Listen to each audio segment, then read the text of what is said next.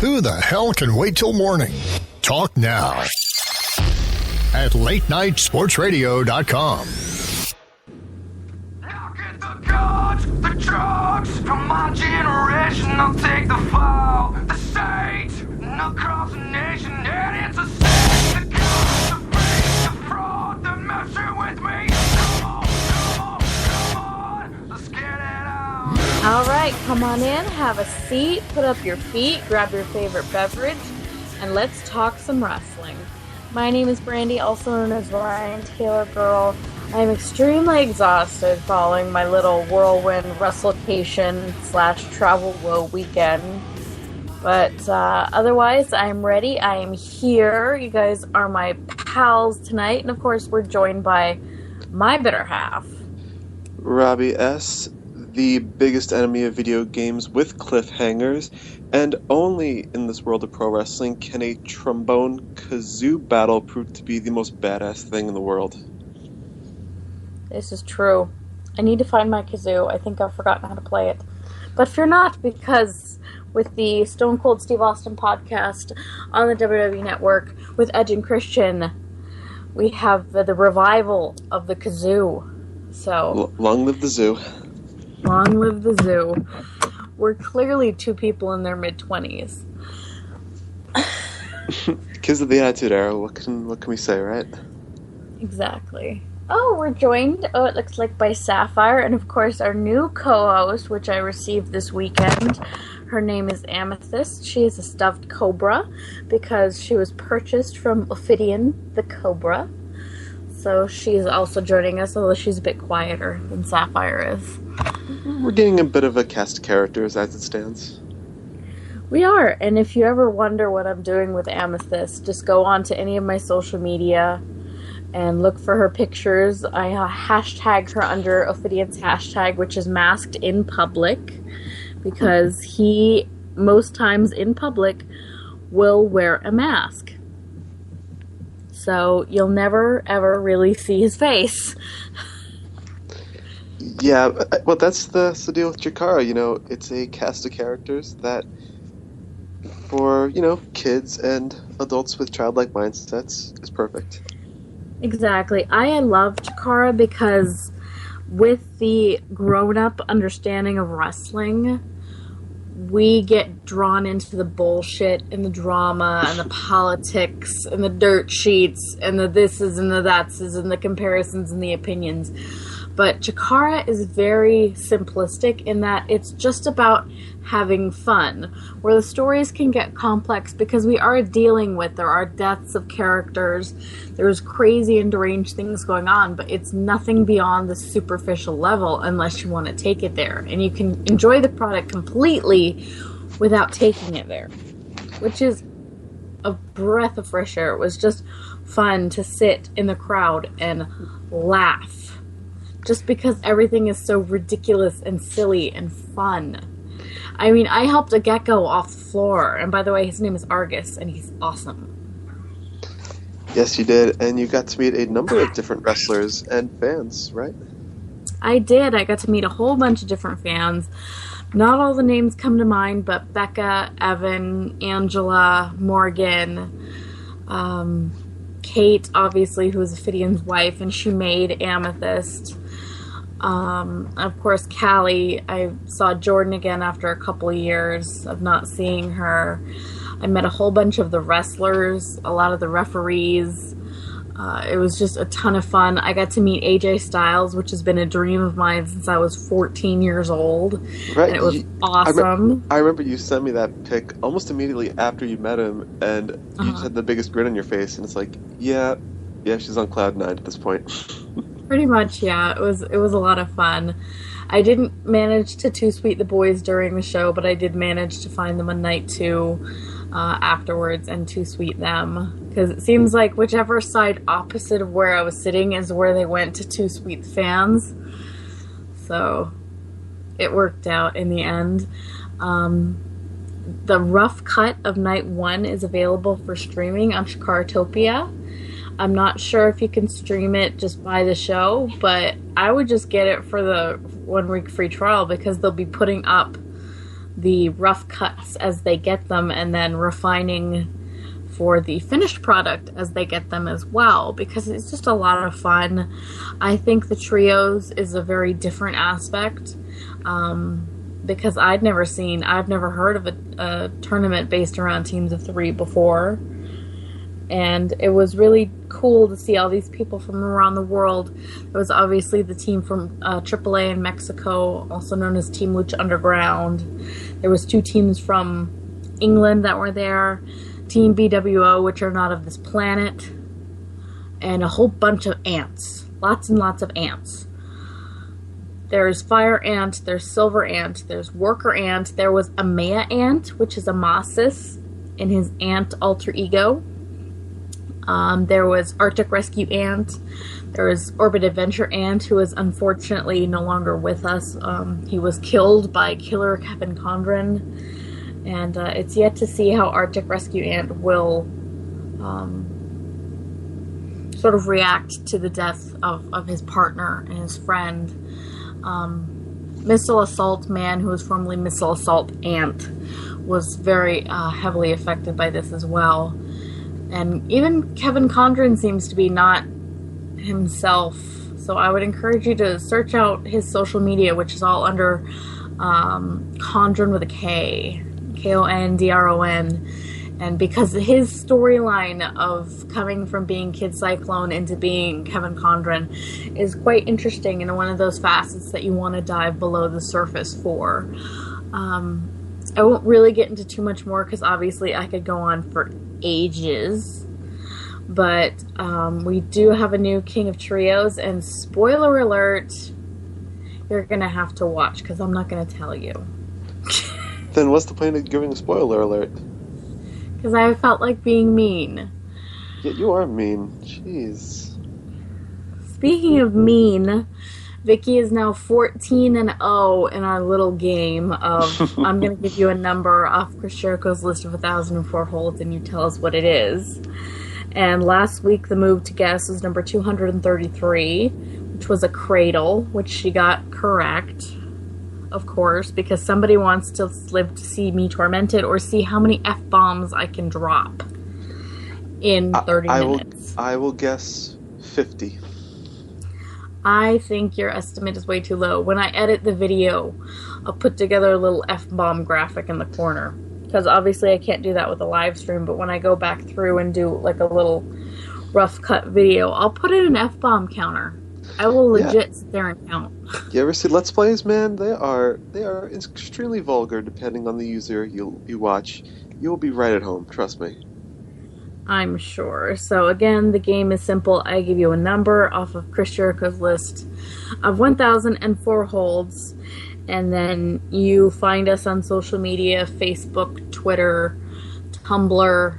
I'm Ryan Taylor Girl and everything. The show is at Hold 1005 on Twitter, on Facebook as well. On Tumblr, he is the Reaper-89 because he likes to be different, and at least he's not emo, and there's not a whole bunch of zeros and X's in there. That you know of. That I know of. This is true.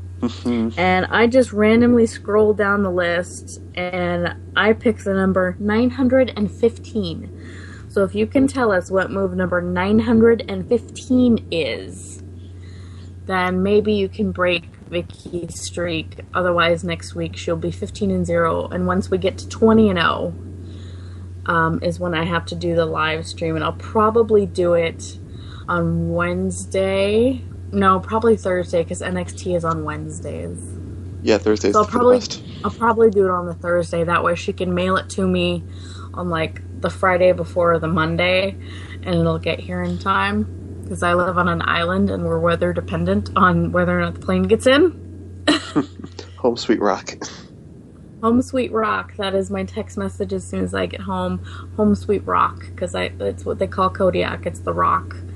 Because it's Alcatraz and there's absolutely no getting off unless Mother Nature says so.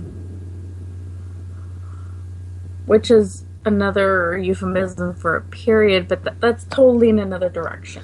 This is a family show. Why are you talking about periods? We're not really. Family. We're I couldn't say it with a straight face. Our producer, Keith, has to check the explicit box and remind himself to do so. Otherwise, we would get in trouble with iTunes because I can't go 20 minutes without saying, oh my fucking God, or something like that. Yeah, I was trying to be clean and trying to be polite without having a curse, but then you pop up and drop an F-bomb, so there you are. We balance each other out. This is life, ladies and gentlemen. This is what I must deal with, and I'm more than happy to do so. It was very interesting to deal with the family-friendly environment in Chikara because, of course, there is no swearing. Mm-hmm. And I only slipped once. I only dropped an F-bomb once I saw some kind of crazy death-defying maneuver, and, of course, was chided by Amy next to me. And speaking of in trouble, Phoenix actually got in a bit of hot water at Chikara. Night 2, he was squaring off with Frightmare of the Nightmare Warriors, and he flipped them a double bird, and he said, fuck you. He did, and that's a big no-no in the world of Chikara. Big no-no. There was an ooh that went through the crowd, followed by a chant of, you can't say that. And afterwards, they weren't allowed to sell their merchandise because obviously they had broken one of the main rules of Chikara. And the next night, Phoenix did apologize. On night 3, Phoenix did apologize, and he was forgiven by the crowd. Well, of course he was. I mean, the guy is super talented. I think, he could say whatever he wanted, and people would just gravitate towards him. He's a firebird of sorts. He is, but one of the things that Chikara doesn't have many rules. Number 1, everybody have fun. Number 2, no swearing, because there are kids there. And they want to make it very friendly and something that parents don't have to question taking their kids to go see.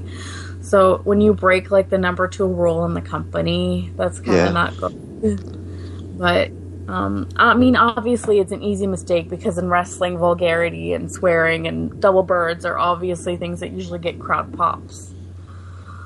So, I mean, it's an easy mistake, but, obviously bad judgment on Phoenix's part. Speaking of, we'll move on to WWE since Chris Jericho was mostly with WWE with his career. I found in the news, I haven't been much on the news because I've been like literally offline for 3.5 days, that there is a potential new stable or faction that is possibly to be called the Cosmic Wasteland. Yes, they've actually debuted this past Thursday on SmackDown. Oh, I didn't know that. Okay, because who watches SmackDown, right? Right, that was like the one part I actually had to go back and see because I wanted to confirm that this was real, and it was. Connor and Victor have aligned themselves with Stardust to be this supernatural villainous stable to target Neville, which is going to be pretty interesting. At least the Ascension's doing something, At least they're attempting to salvage this team, which JBL destroyed in like 5 seconds. Thanks a lot. Stupid fucking limo riding cowboy wannabe Wall Street motherfucker. Tell us how you really feel, Brandi. I hate JBL. No. Tell us how you really feel. I feel like you're Wrestling holding back a little ways. my ass. I could wrestle better than that. And you probably wouldn't hurt as many people. Probably not. Speaking of hurting people, I saw the Blue Meanie this weekend. Very nice, man. Oh, very good. But yes, they're called the Cosmic Wasteland, and the tweet that kind of set off this story was that Connor instructed the WWE Universe to stand up and acknowledge Stardust as your cosmic prince and be destined to find your astrological destiny. # Cosmic Wasteland. I think this could be very cool. Obviously, I'm a fan of Stardust as the comic book villain heel, and of course every evil comic book villain heel needs his henchmen. And right now Connor and Victor are pretty much tailor-made for that. They are the face-painted brutes, and when you think of henchmen for supervillains, you think of brutes, right? You definitely do, and I think they can tweak their face paint thing to be more like astrological signs, which would be really cool. And then they would not look like Demolition, Legion of Doom knockoffs. Yeah. That pretty much derailed any kind of push that they would have received when they showed up with that face paint. Well, it's not just when they showed up with the face paint, because obviously we draw our own conclusions, because, hello, JBL, we're not blind. Unlike you, clearly. But JBL, obviously, bringing that up and basically beating the shit out of the dead horse. You know. Yeah, this is one of the reasons why I'm pretty much championing for Corey Graves to come up to Raw to replace JBL. That would be nice, but then who would we be stuck with on NXT? Byron. Yeah, I like Byron as a person. I'm sure he's nice, but not the best commentator. No, he's boring. I say they should get rid of... I think three-man announce teams are very clunky. Especially if the personality blends are not right. Which, as of right now, with the way they are, the configurations are not that right. I'm sorry, this podcast is kind of all over the place, but let's face it, I'm all over the place right now. Yes, but like you said, two-man commentary teams are fine. On ROH, Kevin Kelly and Steve Corino, they do commentary by themselves. Sometimes they're joined by Nigel McGuinness or someone else, but for the most part, it's Kelly and Corino, and they do fine. They do very well. Where you have Kelly taken up as the play-by-play man, the straight man, good guy, and you have Corino taking the color while adding his input as necessary as the legendary wrestler that he is. Well, not really legendary at this point, but more just grizzled, traveled, worldly veteran wrestler. Hey, anyone who took his chops in ECW is cool with me.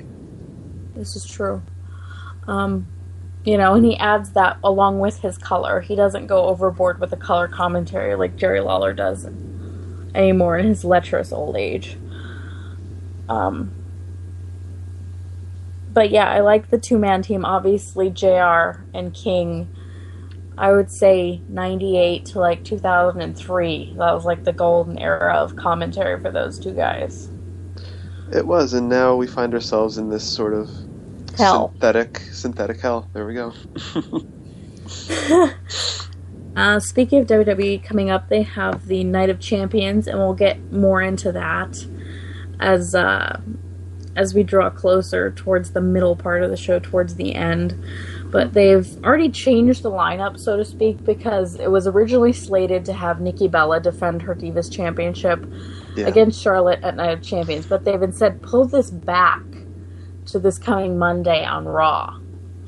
Because if Nikki wins at Monday, she will break AJ Lee's record of longest reigning Divas champion, which a lot of people on the internet have been talking about. Most people I've seen, I'm not going to say across all of the internet, but most people I've seen are against this just because AJ was presented as a much stronger, much more competent champion, someone that more girls could put their faith into, somebody who obviously knew what they were doing, passionate for the business, stuff like that. And I don't think Nikki's reign has been portrayed as anything I can't even talk today.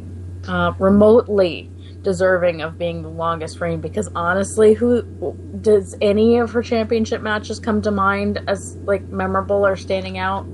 I don't think Nikki Bella's had a single memorable match during her career, which is very telling. You've had the recent NXT call-ups, and you could name quite a few of their matches being considered match of the year material, or match of the month, or match of the night, or whatever the case may be. They've had great bouts, and this sort of change, this title match being pushed back to Raw, it's a little confusing, but I'm going to have to imagine, and it sucks to say this, but I have to imagine Nikki retains on Raw, goes on a Night of Champions to defend against maybe Sasha Banks, because she's gained a bit of steam. People are into her more than anyone else, I think, from that Divas Revolution storyline. So it would make sense for Nikki to defend against Sasha, the former NXT Women's Champion.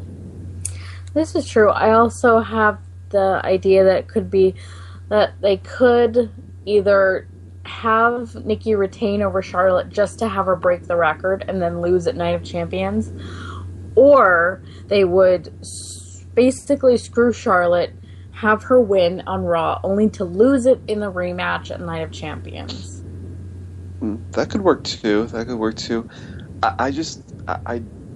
I'm not really a big fan of the current Diva storyline as it stands. So What it's a little bit tough for me. storyline? There is no story. There you go. It's tough for me as a fan to become invested, and that's been the case for a lot of people, even those who have been championing this Revolution storyline when it first cropped up with the NXT arrivals. You know what I mean? Speaking of the NXT arrivals, both Sasha Banks and Charlotte have made Nikki Bella tap out. Which means that they should, in theory, be former Divas champions, or at least contenders for that title. But, logic. I know, right? Logic. Back in the olden days, back when I was a kid, you see, they had this rule. Groceries used to cost a nickel. I had to walk 5 miles to school, uphill both ways, barefoot in the snow. They had a 30-day rule where a champion had to defend their championship in a 30-day period at least once, or they would be stripped of the title. And that guideline's been thrown out the window. I mean, remember Dean Ambrose's reign as U.S. champion? I know. That was... While I love Dean Ambrose dearly, that was an awful title reign because it did nothing for him, it did nothing for the title belt, which is the two things you want for things to happen. You want to elevate, you want to highlight this championship as having importance, otherwise it's just a glorified belt, you know? It's just a glorified, expensive belt. It's just a little trinket to help pull up your pants or your tights, depending on what you wear to the ring. Exactly. So, and it did nothing for Dean Ambrose because, it didn't really elevate him anywhere because he's still kind of stuck in that mid-card shuffle. Yeah, in hindsight, he didn't need it.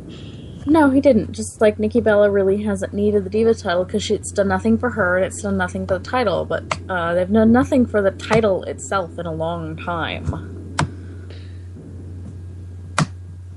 But honestly, I don't think anyone's going to be worried about forgetting AJ Lee and being the first woman to set the record for the Divas Championship reign, because who do you remember? You remember the first. You remember Moolah with the 30-year reign. Do you remember the person who won it from her?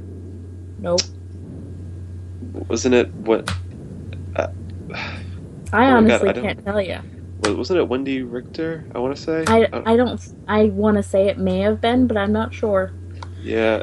Because nobody remembers who did it second. Yeah. Remember who did it first. Yeah, personal feelings on Moolah aside, she was a trendsetter in that sense. She was a trendsetter, she was a hard-nosed lady. And on that note, we'll go ahead and go to break here for a few minutes, and then we'll get back into some more Night of Champions talk.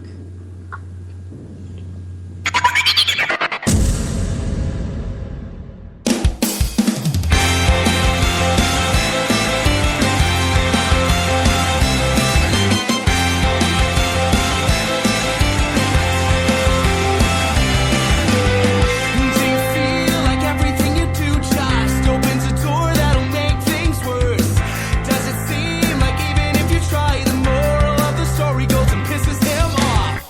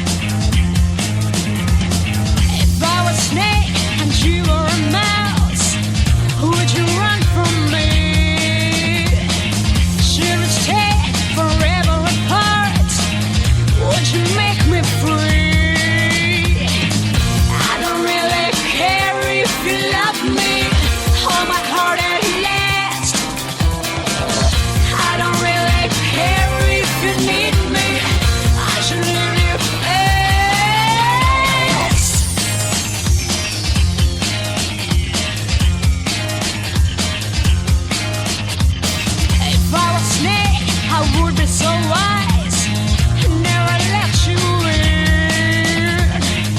Would my life be terribly nice? Would my poison kill? I don't really care if you love me, or my heart at last. I don't really care if you need me, I should leave you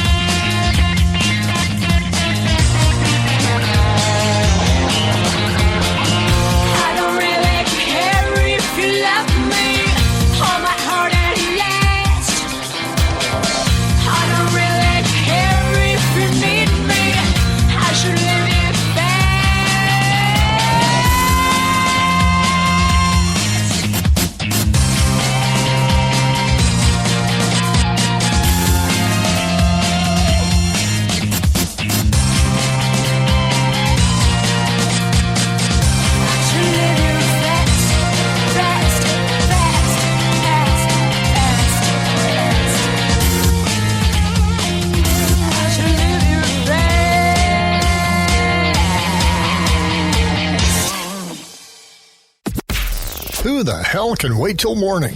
Talk now at latenightsportsradio.com.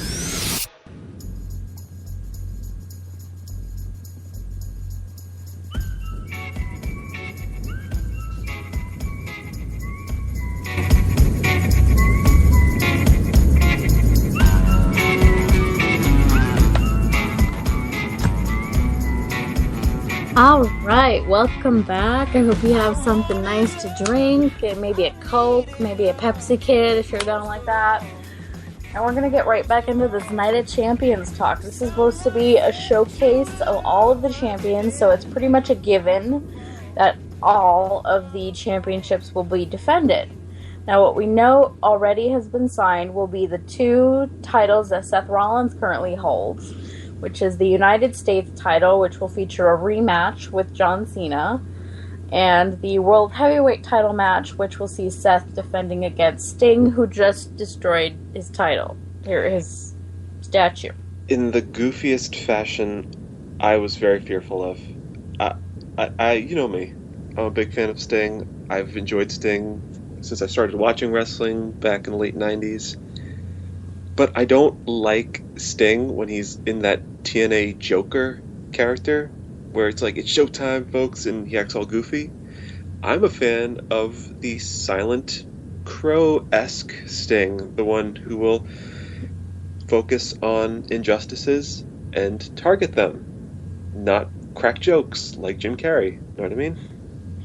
I understand, but isn't Sting going to go after Seth in this type of way?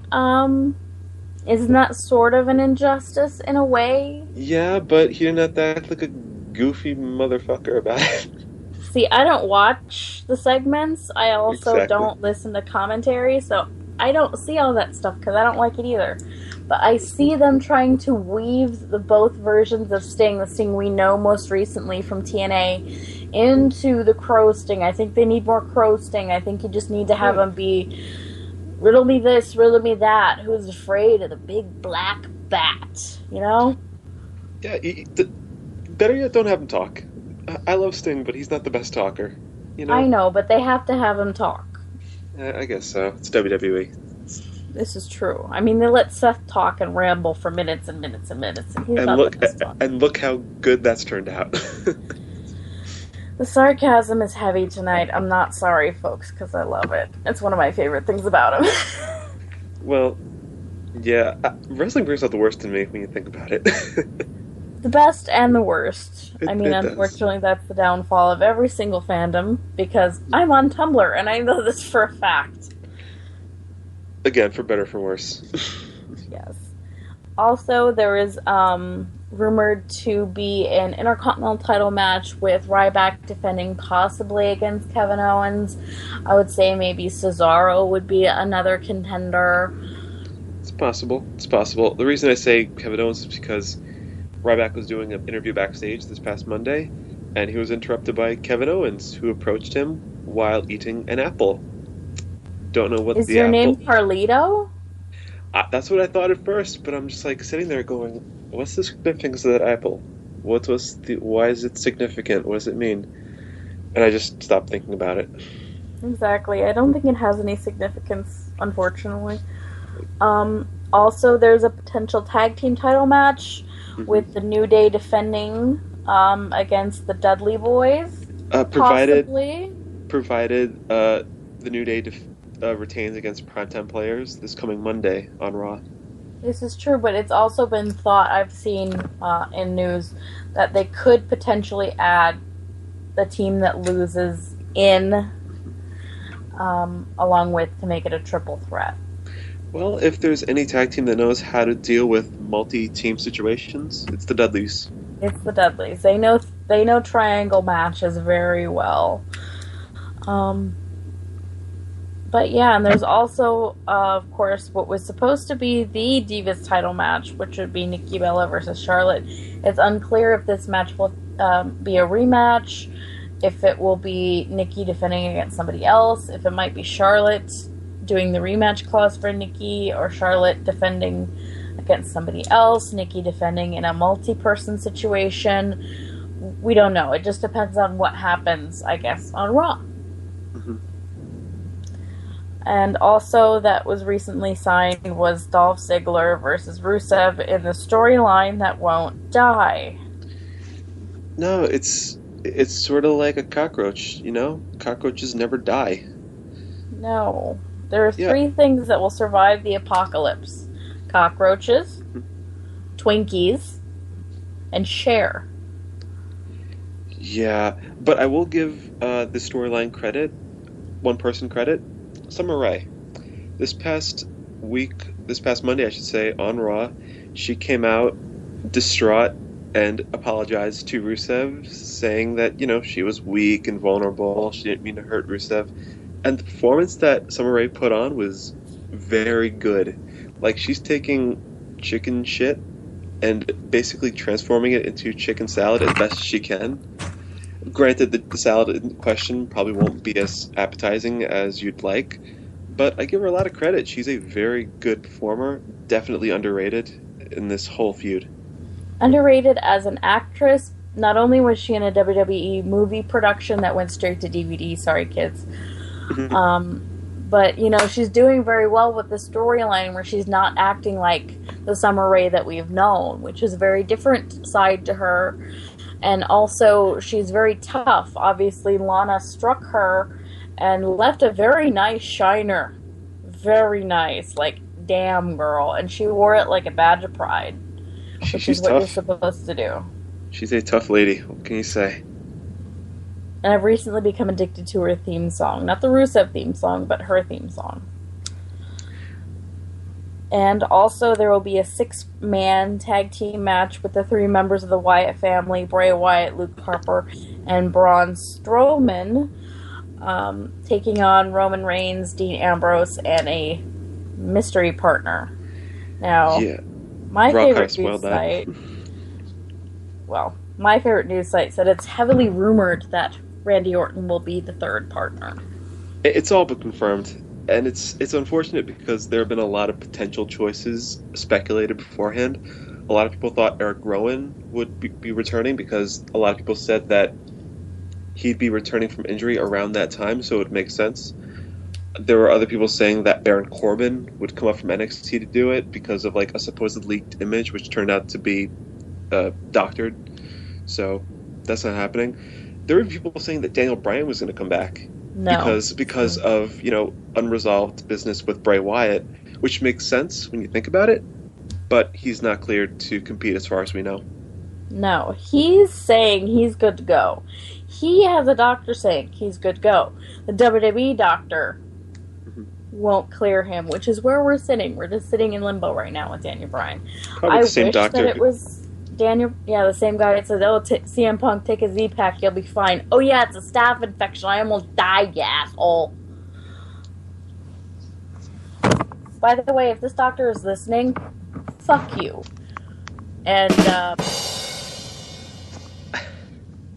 I love our producer sometimes. Just like Kevin Dunn, just like Vince Russo, fuck you. Okay? Suck my dick. I'm on it tonight. Two in a row. 2 in a row. Trying to keep it light here. Nah. You're so angry. I don't even know who you are anymore. This is true. I would say in the last 4 days, I've maybe slept a total of like 12 to 16 hours. Suffice it to say, you're a bit agitated. I'm a bit off. I think I'll go take a bubble bath and be like, Calgon, take me away. Maybe after this podcast. Yes, obviously. I'm not going to invite the entire internet into my bathroom. No, otherwise we'd have to put an adult rating on the show. Anyway, I wish it was Daniel Bryan, but I don't think so. And I am so bored with Randy Orton. It's like, give this guy back as a heel, because at least then he was interesting. It's going to be Randy Orton. If it's anyone but Randy Orton, I will eat my own dog on camera. No. Come on. I like Nikki. Well, so do I, but this is how confident I am in WWE's lame-ass storytelling. No. No. I can't be eating dogs. No. You can make another promise, but no, I'm not gonna let you eat Nikki. No, because then I go to jail. Not Nikki Bella, Nikki the dog, because Nikki the dog I love. Yeah, I don't know Nikki Bella. I'm sure she's a lovely lady, and yeah. Anyway. Yeah, but that's Night of Champions. As it stands, I guess. Houston. It's like, really, this is like one of the worst crowds ever. It would seem that way. A lot of people complain about, Brooklyn crowd. Oh, the Brooklyn crowds are terrible. They're too aggressive, or the Full Sail crowd. They get themselves over, but at least they're into the shows. At least they're at least interested. Yeah, Houston, it's like, oh, we're going to pay $100, $200 to sit on our hands and do nothing. Good job, assholes. Good job, exactly. At least be invested in what you're watching. Don't just sit there like you're sitting in church or something. I never get that logic. You pay all that money for a ticket to, not just a pro wrestling show, but any live event. It could be a baseball game or a football game, a theater production. Why would you just sit on your hands and not interact when you're given the opportunity to do so? You chant, you curse, depending on if there are any kids around you. That's the joy of live events. You should lose your voice by the third match, like I do. Yeah, I'm far from sociable. I'm actually a pretty introverted person. People who know me can attest to this, but you put me in that pro wrestling scenario where I'm part of the audience, I lose my shit, the likes of which no toilet will see. This is the truth.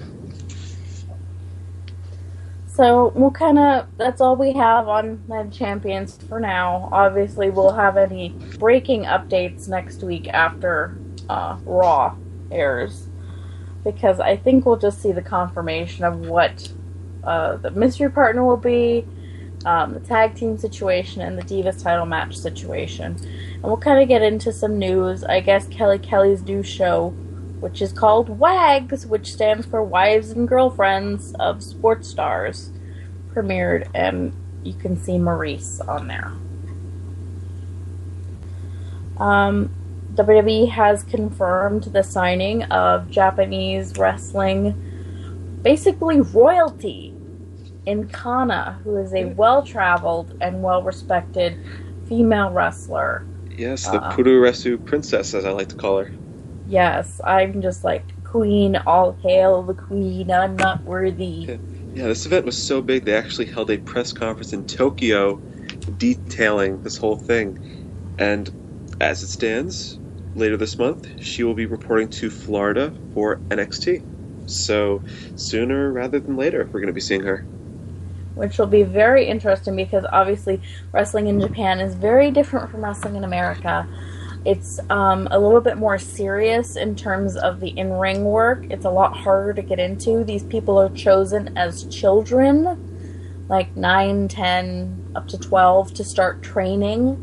And as they're teenagers, they move on to working in the dojos as young boys and young girls. And it's a very, very difficult process. And like very few make it out of the dojo to actually move on to being a professional wrestler.